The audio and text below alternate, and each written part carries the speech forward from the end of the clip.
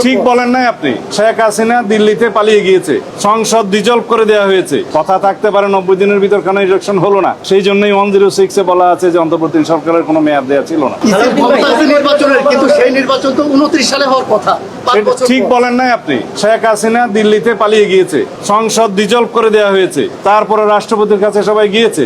106-এর অধীনে supreme court থেকে সেটা অন্তর্বর্তীকালীন সরকারের অনুমোদন হয়েছে, তারপরে সবাই শপথ গ্রহণ করেছে।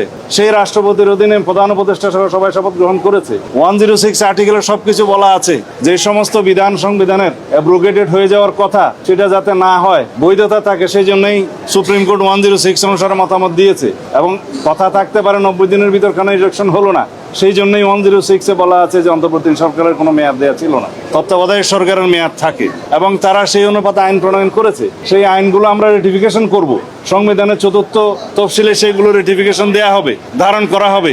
এই সরকারের, অন্তর্বর্তীকালীন সরকারের সমস্ত কর্মকাণ্ডকে, এগুলোকে বৈধতা দেওয়া হবে। তার মধ্য দিয়ে সবকিছুই লেজিটিমেসি পাবে, আশা করি সবাই বুঝেছেন।